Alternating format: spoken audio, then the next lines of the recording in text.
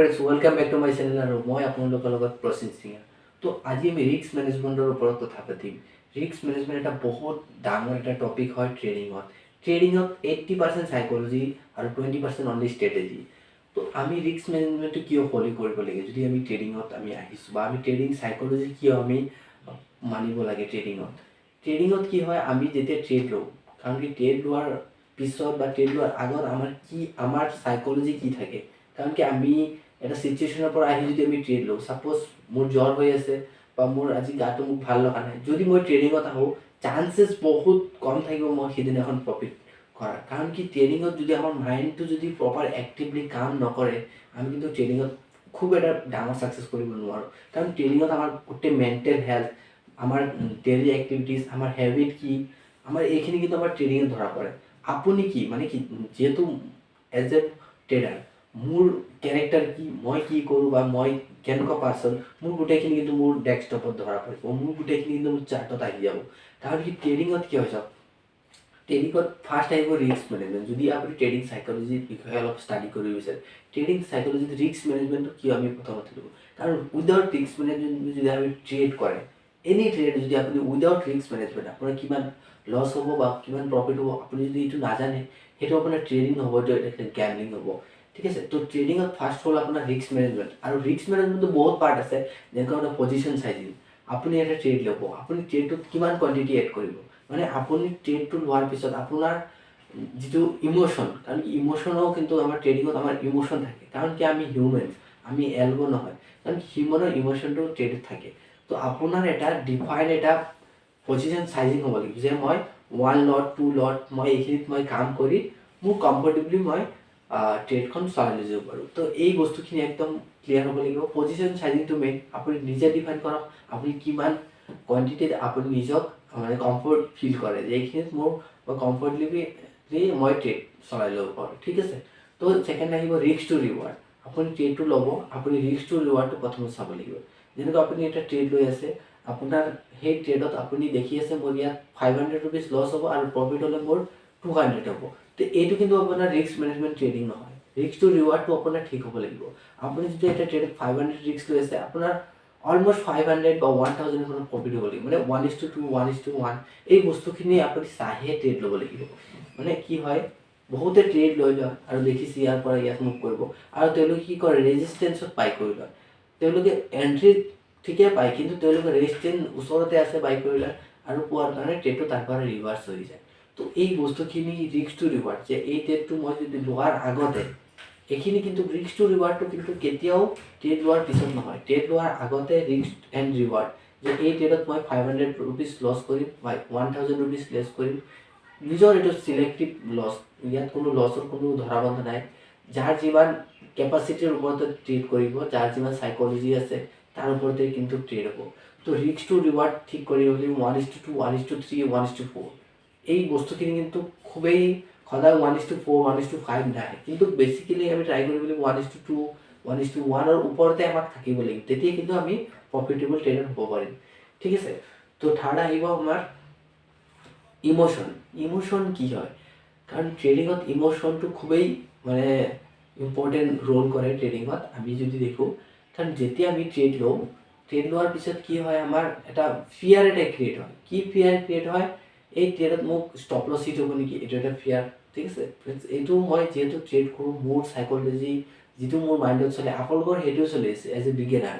যেতিয়া আপুনি ট্ৰেড ল'ব, কি হ'ব, আপোনাৰ এনেকুৱা লাগিব যে ট্ৰেডটো মোৰ ষ্টপ লছ হিট কৰে নেকি, বা টাৰ্গেট হিট কৰিব নে নাই, এটা ভয় এটা এই বস্তুখিনি।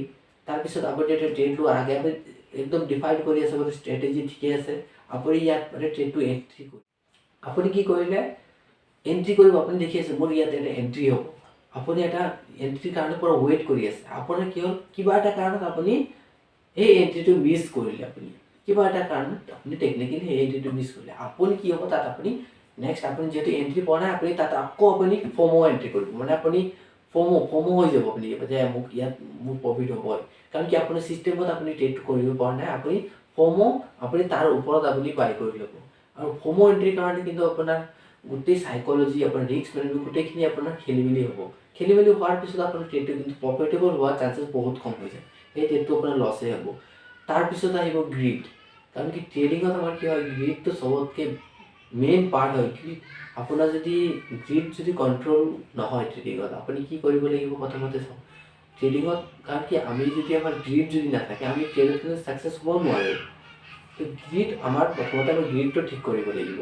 তো গ্ৰীডটো ঠিক কৰাৰ কাৰণে আপুনি ডনেশ্যন কৰক বা আপুনি মানুহক হেল্প কৰক, এই বস্তুখিনি মেইন কিন্তু, ঠিক আছে। তো গ্ৰীড কণ্ট্ৰল হ'ব লাগিব। গ্ৰীড কণ্ট্ৰল হ'লেহে আপুনি ট্ৰেডিঙত কি কৰিব পাৰিব, প্ৰফিটেবল ট্ৰেডাৰ হ'ব পাৰিব। আপুনি গ্ৰীডটো আপুনি মিনিমাইজ কৰি লওক। আপুনি এনেকুৱা নহয় গ্ৰীড আপুনি এটা গ্ৰীড সকলোৰে আছে, এনেকুৱা নহয়। কাৰণ কি আমি আজিকালিৰ দিনত গ্ৰীড নাথাকিলে আপুনি কিয় কাম কৰিব, আপোনাৰ নিড এইখিনি থাকিব লাগিব। কিন্তু আমি ট্ৰেডিঙত এটা বিজনেছ, যিহেতু ট্ৰেডিং এটা বিজনেছ হয়, আপুনি বিজনেছৰ মতে এটা আপুনি ভাবক যে মই যদি বিজনেছত 10,000 ইনভেষ্ট কৰোঁ মই কিমান ৰিটাৰ্ণ পাম।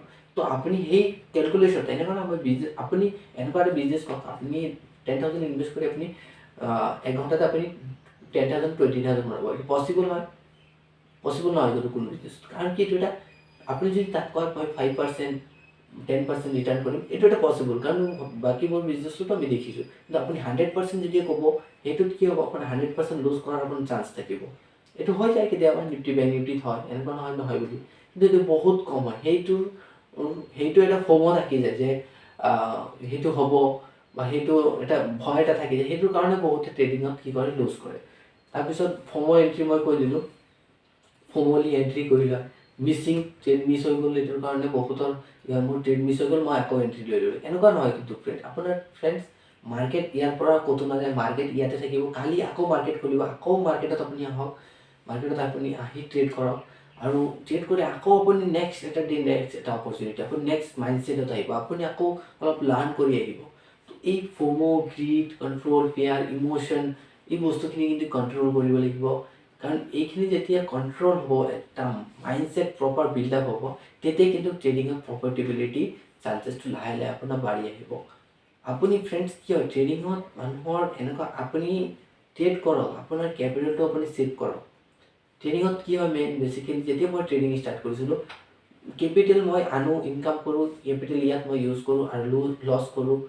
যেতিয়া মই লাহে লাহে গম পালোঁ ইয়াত মোৰ কেপিটেল দিনে দিনে মোৰ ইয়াত আৰ্নিং চ'ৰ্চ কম, মোৰ উল্টা মই কেপিটেল ইয়াত লুজে কৰি আছোঁ। কিন্তু মই তাৰ পৰা বহুত কিছুমান বস্তু লাৰ্ণ কৰিছোঁ। কিন্তু আপোনালোকে সেই মিষ্টেকখিনি কৰিব, আপোনালোকে লাৰ্ণিং লৈ লওক, আপোনালোকে লছ কৰি মিষ্টেক কৰিব নালাগে। লছ হ'ব, সৰু সুৰা লছ হ'ব, এনেকুৱা নহয়। কিন্তু বিগ লছেছটো আপুনি এভইড কৰিব লাগিব। আপোনাৰ ট্ৰেডিঙত চবতকৈ ডাঙৰ এটা চিক্ৰেট মই কওঁ, আপুনি ট্ৰেডিঙত কি কৰিব লাগিব, আপোনাৰ যিখিনি বিগ লছেছ, চাপ'জ আপোনাৰ বিগ লছেছ ট্ৰেডখিনি আপুনি এক্সিট কৰি, আপুনি প্ৰথমতে আপোনাৰ ডাঙৰ লছ হোৱা ট্ৰেডখিনি আপুনি ওলাই লওক। আপুনি স্মল প্ৰফিট কৰক, তেতিয়া আপুনি প্ৰফিটেবল ট্ৰেডাৰ থাকিব। এই বস্তুখিনি স্মল প্ৰফিট, মিড প্ৰফিট এইখিনি, কিন্তু বিগ লছেছ সেইটো আপুনি ট্ৰেডৰ পৰা এভইড কৰক। আপুনি স্মল লছেছ লওক, একো নাই, এইখিনি আপোনাৰ এডজাষ্ট হৈ যাব। কিন্তু আপুনি বিগ লছেছ যদি লৈ লয়, আপুনি ছাপ'জ ডেইলি সৰু সৰু প্ৰফিট কৰিছে, আৰু আপুনি কি কৰিলে, এক্সপায়াৰী দিন যেতিয়া মাৰ্কেট এক্সপায়াৰী থাকিব, আপুনি গোটেইখিনি যিখিনি টকা ইনকাম কৰিছিলে, আপুনি গোটেইখিনি ৰিস্ক লৈ কিনে আপুনি হিউজ কোৱান্টিটি বাই কৰি লৈছে, আৰু আপুনি গোটেইখিনি যিখিনি ইনকাম কৰিছিলে উইদিন উইক, আপোনাৰ গোটেইখিনি আপোনাৰ জিৰ' হ'ব, প্লাছ আপোনাৰ নিজৰ একাউণ্টত যিটো বেলেঞ্চ থাকিব সেইটো আপুনি কিন্তু লুজ কৰি উঠিব। কাৰণ ট্ৰেডিঙত কি হয়, ৰিভেঞ্জ ট্ৰেডিং হৈ যায় ট্ৰেডিঙত। এইটো মই প্ৰায় ট্ৰেডাৰৰ হয় ৰিভেঞ্জ ট্ৰেডিং। কাৰণ কি মাৰ্কেটে কিয় মোৰ লগত এনেকুৱা কৰিব, আমি কি ভাবোঁ, ইয়াত কোনোবা বহি আছে, মোৰ ষ্টপ লছ হিট কৰাইছে, এইটো আমাৰ মাইণ্ডছেটত আহে। কাৰণ কি ট্ৰেডিঙত এইখিনি বস্তু কিন্তু কোনো ট্ৰেডাৰে নকয়। কাৰণ ট্ৰেডিঙত কি হয়, মোৰ ষ্টপ লছ হিট কৰিব ইয়াত বহি আছে, মই ৰিভেঞ্জ ট্ৰেডিং কৰিম, কিয় মাৰ্কেটে মোক এই ট্ৰেডত প্ৰফিটেবল নিদিলে। তো এই বস্তুখিনি কিন্তু আমি এভইড কৰিম। কাৰণ মাৰ্কেট চুপ্ৰিম, মাৰ্কেটৰ লগত আমি যুদ্ধ কৰিলে নহ'ব। মাৰ্কেটৰ লগত অলৱেজ চিষ্টেমেটিক বেছত আমি ট্ৰেড কৰিব লাগিব। মাৰ্কেট যোনটো ছাইডে মুভ কৰিব, আমি সেইটো ছাইডে মাৰ্কেট থাকিব লাগিব। নিজৰ প্লান থাকিব লাগিব, এনেকুৱা নহয় নিজৰ প্লান নাই, নিজৰ প্লান থাকিব, কিন্তু মাৰ্কেটে কি কৈ আছে আমি এইটো সদায় কৰিম। এই বস্তুখিনি যদি আমি গোটেইখিনি, এই ভিডিঅ'টো আপোনালোকে আকৌ চাওক যদি দৰকাৰ হয়, আকৌ চাওক। এই ভিডিঅ'টোত বহুত তেনেকুৱা মেছেজ গৈছে এই ভিডিঅ'ৰ পৰা। কাৰণ ট্ৰেডিঙত যদি আমি আমাৰ চাইক'লজি, আমাৰ মেণ্টেল লেভেল, আমাৰ ডেইলি হেবিট, আমি কি কৰি আছোঁ ৰাতিপুৱা উঠি, আমাৰ ৰাতিপুৱা নিজৰ পাৰ্চনেল লাইফটো আমি কেনেকৈ মেইনটেইন কৰি আছোঁ, এই গোটেইখিনি কিন্তু আপোনাৰ ট্ৰেডিঙত চাব কিমান ধুনীয়াকৈ আপোনাৰ এফেক্ট কৰি আপোনাৰ ট্ৰেডিং লাইফটো একদম গ্ৰ' কৰিব। আৰু এইটো মই এটা ৰিকমেণ্ডেড, লোন লৈ ট্ৰেডিং কৰাটো ইনিচিয়েলি কিন্তু এইটো মই প্ৰিফাৰ নকৰোঁ। কাৰণ লোন লোৱাটো কিছুমানে বিগিনাৰ লেভেলত আহি ট্ৰেডিঙত লোন লৈ ট্ৰেডিং কৰে, সেইটো বহুত চান্স কম থাকে ট্ৰেডিঙত প্ৰফিট লোৱা, ট্ৰেড লুজ কৰিব। আপুনি প্ৰফেচনেল ট্ৰেডাৰ সেইটো বেলেগ কথা, কিন্তু আপুনি ইনিচিয়েল লেভেলত কোনো ট্ৰেডিঙত লোন লৈ তেনেকৈ ট্ৰেডিং নকৰিব। আৰু এই ভিডিঅ'বোৰ কোনো ইয়াতে কোনো ফাইনেন্সিয়েল ৰিকমেণ্ডেড নহয় বা কোনো ইয়াতে জাষ্ট লাৰ্ণিং পাৰ্পছৰ কাৰণে ভিডিঅ'ছবোৰ আমি বনাওঁ, যাতে আপোনালোকে লাৰ্ণিং কৰি ট্ৰেডিঙত আপোনালোকে গ্ৰ' কৰি আপোনালোকে এটা নিজৰ ফৰ্চুন এটা ক্ৰিয়েট কৰিব পাৰে। তো থেংক ইউ। আৰু আজিৰ ভিডিঅ'টোত ইমানেই থাকিলে, আৰু নেক্সট ভিডিঅ'ছ আপোনালোকৰ কাৰণে আহি আছে, তো চেনেলটো লাইক আৰু ছাবস্ক্ৰাইব কৰি দিব। Thank U.